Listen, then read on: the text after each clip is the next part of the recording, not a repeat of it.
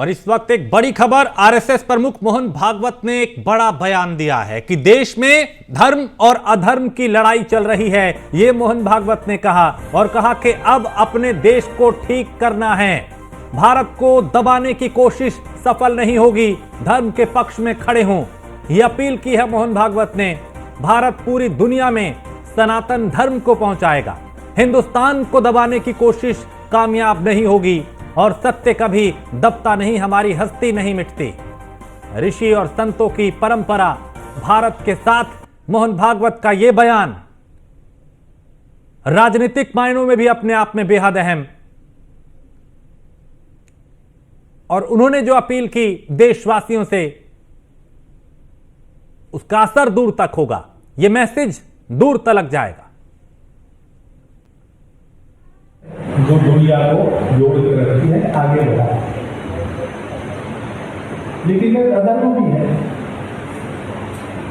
वो भी सृष्टि का हिस्सा ही है, वो भी सदा रहता है और इन दोनों का संघर्ष रहता है। धर्म का ह्रास होता है और अधर्म की प्रभावना होती है तो प्रत्यक्ष भगवान आते हैं। हमारे देश में सनातन काल से अब तक सभी परिस्थितियों में सतत होते आए हैं, अनुकूल प्रतिकूल सब तरह। और इस खबर पे और ज्यादा जानकारी के साथ हमारे एसोसिएट एडिटर ब्रिजेश श्रीवास्तव हमारे साथ जुड़ चुके हैं। ब्रिजेश जी, ये देश में धर्म और अधर्म की लड़ाई है, इस बात का जिक्र मोहन भागवत ने किया, हिंदुओं को एकजुट करने की अपील करते नजर आ रहे हैं। इसके क्या मायने समझे, क्योंकि बीजेपी भी इसी एजेंडे पे आगे चल रही है और अब संघ भी, तो क्या दोनों मिलके सनातन और जो हिंदुत्व का जो एजेंडा है उसको धार देने की तैयारी? देखिए, सबसे बड़ी बात है कि संघ प्रमुख मोहन भागवत ने ये पूरा जो बयान दिया है, यूं तो ये बयान अगर देखा जाए तो पूरी तरह से दार्शनिक अंदाज में उन्होंने उस बयान को दिया है। उन्होंने कहा है कि देश में धर्म और अधर्म के बीच में एक युद्ध चल रहा है और आप सबको धर्म की रक्षा के लिए एक साथ खड़े हो जाना चाहिए। लेकिन अब आप इसका मूल समझिए राजेश, इससे पहले जो योगी आदित्यनाथ ने कहा था बटेंगे तो कटेंगे, उसके बाद खुद मोहन भागवत ने भी कई जगह पर कहा कि अब आपको यूनाइट होने की जरूरत है, हम जितना बट रहे हैं उतना कट रहे हैं, एक रहेंगे नेक रहेंगे, नरेंद्र मोदी ने कई मंचों पर कहा। तो कुल मिलाकर के अगर आप इस पूरी लाइन को समझिए तो लाइन एक है, यानी हिंदुओं को यूनाइट होने की बात कर रहे हैं। मोहन भागवत ने सीधे तौर पर कहा कि जो असत्य का दानव है वो कहीं ना कहीं देश को दबाने की कोशिश कर रहा है और देश में इस समय धर्म और अधर्म के बीच में संघर्ष चल रहा है और आपको धर्म की रक्षा के लिए एक साथ खड़े हो जाना चाहिए। हमें इस देश में उस राम की जरूरत है जो नेक कल्याण के लिए काम करे, जो उस तरफ हमें आगे बढ़ना है। तो एक तरह से उन्होंने कई बातें कही, लेकिन सबका जो लब्बो लुभाव है वो सिर्फ एक है कि आप यूनाइट होइए, आप एक साथ लड़िए। यानी जो अधर्म के लोग हैं या जो अधर्म फैला रहे हैं, जो धर्म पर कटाक्ष कर रहे हैं, धर्म पर सवाल खड़ा कर रहे हैं, इन सभी लोगों से अगर आपको लड़ना है तो आपको एक होना होगा। यह सीधे तौर पर मोहन भागवत ने सीधा संदेश लोगों को दिया है। साफ तौर पर कहा कि देखिए, सत्य कभी पराजित नहीं होता, सत्य जो है सर चढ़ करके बोलता है।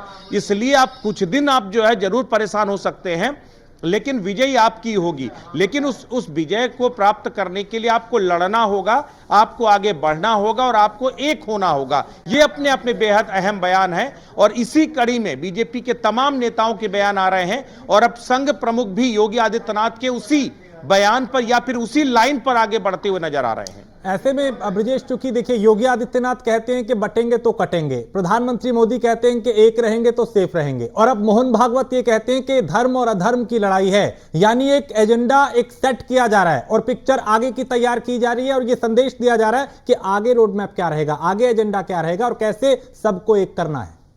देखिए, एक बहुत अगर हल्का सा अंतर है जिसको समझने की जरूरत है।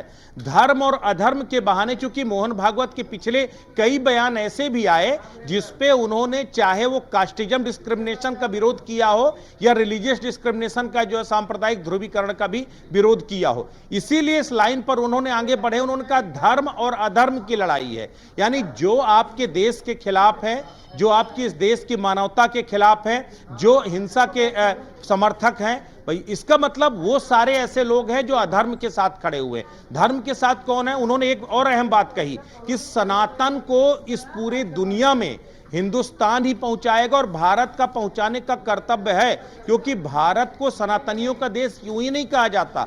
भारत ने अपने क्रियाकलापों के जरिए उसे समय समय पर साबित भी किया है और पूरी दुनिया में सनातन का संदेश पहुंचाने का काम भारत करेगा और भारत का कर्तव्य भी है। तो जाहिर तौर पर केवल हिंदुस्तान ही नहीं, उन्होंने धर्म और अधर्म के बीच की जो एक तरह से रेखा है उसको पूरे वैश्विक तरीके से कहा है। उन्होंने साफ तौर पर कहा कि पूरी दुनिया को धर्म और अधर्म के बीच की जो रेखा है उसको समझाने का काम हिंदुस्तान करेगा और धर्म की रक्षा के लिए हम सबको खड़े हो जाना चाहिए। तो यह बयान अपने आप में बेहद अहम है। तो इसको कहीं ना कहीं सेफ साइड भी दिया गया है और जो आपकी लाइन है उस लाइन के अकॉर्डिंग भी है।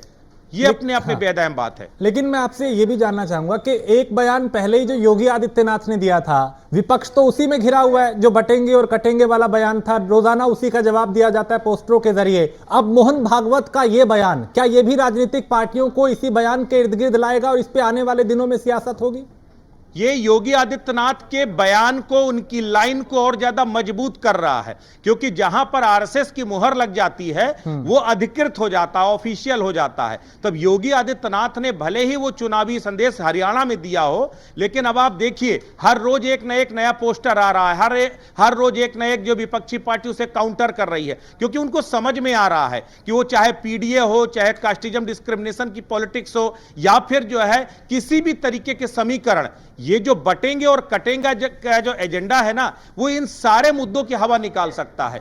यही वजह है कि विपक्ष पूरी तरीके से बौखलाया हुआ है और हर बार बटेंगे तो कटेंगे काउंटर कर रहा है, किसी तरीके से काउंटर कर रहा है। लेकिन अब मोहन भागवत ने भी धर्म और अधर्म का युद्ध का उद्घोष करके साफ तौर पर योगी आदित्यनाथ की उसी लाइन पर मोहर लगा दी और यह बता दिया है कि दरअसल ये बीजेपी और आरएसएस दोनों की लाइन है और अब हिंदुस्तान को अगर सुरक्षित रहना है तो आपको इसी लाइन पर आगे बढ़ना होगा, वरना जो है आपके साथ स्थितियां खराब होने जा रही हैं। बार बार योगी आदित्यनाथ अभी झारखंड में थे, महाराष्ट्र में थे, उन्होंने हर बार यही कहा कि देखिए आप अगर बट गए तो मान लीजिए कट गए, तो सीधे तौर पर वो अपने बयान पर कायम है और उसी लाइन पर आगे बढ़ रहे हैं। और ये लाइन कहीं ना कहीं विपक्षी पार्टियों से बीजेपी को कोसों दूर लेकर के जा रही है और कहीं ना कहीं वो विपक्ष के हाथ से बड़ा एजेंडा या बड़ा मुद्दा भी छीन रही है।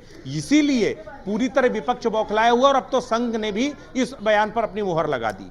और चूंकि उनकी एक और लाइन उन्होंने कही कि भाई भारत को दबाने की कोशिश हो रही है, क्या ये विपक्ष पे उनका निशाना है कि भाई अब हम भारत को दबने नहीं देंगे, झुकने नहीं देंगे? आप देखिए, चाहे वो कनाडा में जिस तरह से जो है जस्टिन ट्रूडो का मामला आया कि किस तरीके से भारत में खालिस्तान के नाम पर जो है प्रेशराइज करने की कोशिश हो रही है, इशारों में अमेरिका को भी उन्होंने मैसेज दिया है। अमेरिका ने भी रसिया के साथ संबंध रखने की वजह से जो है हिंदुस्तान की कई कंपनियों को बैन किया और कहीं ना कहीं कनाडा के साथ खड़े होने का जो है इशारा किया। तो ये वो तमाम चीजें हैं, वो बता रही हैं, वो कह रहे हैं कि दरअसल हिंदुस्तान को दबाने की कोशिश हो रही है, क्योंकि धर्म और अधर्म का युद्ध हो रहा। जो स्वार्थ का दैत्य है वो जो है हिंदुस्तान को दबाने की कोशिश कर रहा है, लेकिन सत्य कभी पराजित नहीं हो सकता, सत्य सर चढ़ करके बोलेगा। ये अपने आप में लाइन बताती है। वो कह रहे हैं कि दुनिया में जिसको भी जो है डिमोरलाइज करना वो करता रहे, लेकिन हिंदुस्तान सत्य की राह पर है, हिंदुस्तान धर्म की राह पर है और उसको कोई दबा नहीं सकता। आज नहीं तो कल हिंदुस्तान कामयाब होगा। तो हिंदुस्तान के प्रधानमंत्री जो कहते हैं कि हिंदुस्तान को विश्व पटल पर स्थापित करना है, उसको वहां पर ले जाकर के जो है विश्व गुरु बनाना है, तो आज मोहन भागवत ने भी उसी लाइन पर कहा कि आप चिंता मत कीजिए, दुनिया में कोई भी आपको दबाएगा, दबने की जरूरत नहीं है, क्योंकि आप सत्य की राह पर हैं और आप सफल होंगे। ठीक है। एसके वाजपेयी भी लखनऊ से हमारे साथ जुड़ चुके हैं। एसके, योगी आदित्यनाथ ने जब से कहा कि बटेंगे तो कटेंगे, तब से ही विपक्ष बेचैन था और संघ प्रमुख मोहन भागवत का अब यह कहना कि देश में धर्म और अधर्म की लड़ाई चल रही है, हम भारत को झुकने नहीं देंगे, क्या ये योगी के एजेंडे को और धार देने जैसा है? इसके क्या मायने निकाले जाए? बिल्कुल निश्चित तौर पर, क्योंकि अगर हम देखें तो भारतीय जनता पार्टी कोई भी चीज बिना रणनीति के नहीं करती है और मुख्यमंत्री योगी आदित्यनाथ का हरियाणा में यह बयान गेम चेंजर साबित हुआ। हालांकि ये बयान देने के बाद ये बयान केवल हरियाणा में नहीं चला, उत्तर प्रदेश पहुंचा और उत्तर प्रदेश से महाराष्ट्र तक पहुंच गया और महाराष्ट्र के चुनाव में लगातार चल रहा है। सबसे बड़ी बात यह है कि बीजेपी जब भी कभी चुनाव लड़ती रही तो एक अपनी पिच तैयार करती है जिस पर विपक्ष को आने को मजबूर होना पड़ता है। कुछ उसी तरीके की ये पिच है जिस पर मुख्यमंत्री योगी आदित्यनाथ ने बयान दिया, कटेंगे तो बटेंगे तो कटेंगे, और उसके बाद एक रहेंगे, एक साथ रहेंगे, जैसे नारे मुख्यमंत्री की तरफ से अलग अलग कार्यक्रमों में दिए गए। सीधे तौर पर यह भारतीय जनता पार्टी की रणनीति का हिस्सा है। संघ प्रमुख की तरफ से इस तरीके का बयान आना, सीधे तौर पर कहीं ना कहीं सनातन को लेकर चीजें रखना, धर्म और अधर्म के युद्ध की बात करना, सीधे तौर पर यह 2027 की पिच तैयार हो रही है। और भारतीय जनता पार्टी जानती है कि आरएसएस जब कोई चीज करती है तो आरएसएस कहीं ना कहीं इन सारी चीजों को ध्यान में रखकर ही अपने रणनीतिक एजेंडे को आगे बढ़ाती है। और सीधे तौर पर अगर हम देखें तो कहीं ना कहीं भारतीय जनता पार्टी अब पूरी तरीके से विपक्ष पर हावी होती हुई दिखाई दे रही, क्योंकि विपक्ष लगातार पोस्टर के जरिए, सोशल मीडिया के जरिए मुख्यमंत्री योगी आदित्यनाथ के बयान को काउंटर करने की कोशिश कर रहा है। उसकी वजह है कि बीजेपी यही चाहती है कि आप हमारे प्लेटफॉर्म पर आकर खेलिए, और वही कुछ विपक्ष करता हुआ भी दिखाई दे रहा है। हालांकि मुख्यमंत्री योगी आदित्यनाथ के बयान को अब संघ प्रमुख का भी साथ मिल गया है। हालांकि इसके पहले सह कार्यवाह दत्तात्रेय होस बोले ने भी कुछ इसी तरीके का बयान मथुरा में दिया था। ठीक है, एसके मैं लौटता हूं आपके पास, मैं रोक रहा हूं अभी आपको। तारिक खान समाजवादी पार्टी का पक्ष रखने के लिए हमारे साथ जुड़े हैं। तारिक भाई, ये जो मोहन भागवत का ये बयान है कि देश में धर्म और अधर्म की लड़ाई चल रही है, इस पे आपका रिएक्शन क्या है? नहीं, जैसे बयान क्या है, मैंने बयान सुना नहीं, आप बताएंगे क्या बोला है मोहन भागवत? उन्होंने कहा कि देश में धर्म और अधर्म की लड़ाई चल रही है और अब अपने देश को ठीक करना है। ये मोहन भागवत ने कहा कि भारत को दबाने की कोशिश की जा रही है जो हम सफल नहीं होने देंगे, और धर्म के पक्ष में खड़े हो जाइए, हिंदुओं से अपील की है। जैसे अब इसी में सोचिए आप कि भारत को दबा कौन रहा है, कौन दबाएगा? और अगर कोई विदेशी शक्तियां हैं तो उससे लड़े, उसके लिए तो देश साथ में है। अगर कनाडा में कुछ होता है तो सभी विपक्षी पार्टी कहती है कि हम सरकार जो सख्त कदम उठाएगी हम सरकार के साथ। अब बातों का क्या है, बातें तो मोहन भागवत साहब कुछ भी कह सकते हैं, लेकिन उसका इम्प्लीमेंटेशन सरकार करेगी, मोहन भागवत साहब करेंगे नहीं। तो अब सरकार उसका इम्प्लीमेंटेशन कैसे करती है, क्या स्टेप्स उठाती है? अगर लग रहा है कि भारत के ऊपर कोई खतरा है विदेशी ताकतों का या किसी देश से खतरा है, तो उस पर सरकार स्टेप उठाए। क्या स्टेप उठाया आपने, वो भी बताए सरकार, और क्या स्टेप उठाना चाहती है वो भी बताए सरकार। और कब विपक्ष का देश के नाम पर अगर विदेश से कोई किसी दूसरे देश से कोई मामला होता है तो उस पर कब विपक्ष सरकार के साथ नहीं खड़ा रहा, ये भी बताए। तो इस तरीके की बातें, ये बात मोहन भागवत साहब शायद मोदी साहब से कह रहे हैं कि आप देश को मजबूत बनाने के लिए अपने निर्णायक कदम उठाएं आगे। अब देखना पड़ेगा कि मोदी के जो दोस्त हैं ट्रंप, वो जीत गए हैं, तो अब वो कैसे कनाडा के इशू पे ट्रंप को कनाडा का साथ न देने के बजाय इंडिया का साथ देने के लिए मजबूर करते हैं, ये भी देखने वाली बात होगी। हाँ, वो तो ठीक है बात की बात, लेकिन तारिक खान, चूंकि अभी योगी आदित्यनाथ ने कहा था कुछ दिन पहले कि बटेंगे तो कटेंगे, और फिर संघ का पूरा साथ मिला था। अब उनका ये कहना कि धर्म युद्ध है, धर्म और अधर्म की लड़ाई है, आपको लगता है ये योगी के उसी बयान को कहीं ना कहीं धार देने की कोशिश है? तो जैसे उसी बयान का विश्लेषण करना पड़ेगा ना, अधर्मी कौन है ये बताए ना फिर पहले। वहीं अगर मोहन भागवत साहब के पास आपके प्रेस के लोग हों तो वो उनसे ये भी पूछे कि उन किन अधर्मियों की बात कर रहे हैं, वो लोग भारत में हैं, विदेश में हैं। हाँ। और अगर अधर्मी लोग भारत ही में हैं तो वो लोग कौन है? क्योंकि धर्म तो एक बड़ा पर्सनल मामला है कि कौन किस धर्म को मानता है। हाँ। और किस तरीके से मानता है, उसकी इजाजत संविधान में भी दी रखी है। लेकिन अब अगर ये इसको इस तरीके से देखा जाएगा कि धर्म की लड़ाई, तो रोजी रोटी की लड़ाई फिर कौन लड़ेगा जब धर्म की लड़ाई ये लोग। ठीक है तारिक, आप बने रहिए। खेमचंद शर्मा भी बीजेपी नेता हमारे साथ जुड़ गए हैं। खेमचंद जी, देश में धर्म और अधर्म की लड़ाई, मोहन भागवत का ये बयान, तारिक कह रहे हैं अधर्मी कौन है, किससे लड़ना है, कौन दबाने की कोशिश कर रहा है? जय हिंद, जय श्री राम। हम सब जानते हैं कि जिस तरीके से भारत में दो शक्तियां काम करें, एक शक्ति जो भारत को आगे ले जाने की कोशिश कर रही है, भारत को 6th पोजीशन पे लाई है पूरे विश्व में आर्थिक तौर पे, 3rd पोजीशन पे लाने का प्रयास कर रही है, भारत को विकसित राष्ट्र बनाने के लिए रात दिन लगी हुई है, वो है मोदी जी के नेतृत्व में।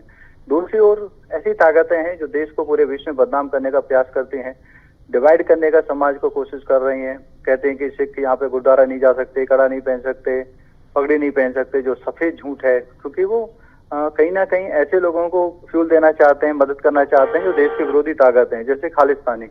तो ऐसे ही लोग लगातार काम कर रहे हैं, या फिर ब्रिटेन में जाके कहते हैं कि वे मुस्लिम सुरक्षित नहीं है, जबकि हम सब जानते हैं कि भारत में जितने सुरक्षित मुस्लिम ठीक हैं है। वो कहीं भी चलिए। दुनिया में कहीं भी हाँ, नहीं है। हाँ। तो ऐसी ताकतें जो लगातार भारत के विकास को अवरुद्ध करने में लगी हुई हैं, तो हाँ। ये धर्म युद्ध ही है। ठीक है। दो ताकतों के बीच में, एक जो देश को आगे ले जा रही है उसके, हाँ।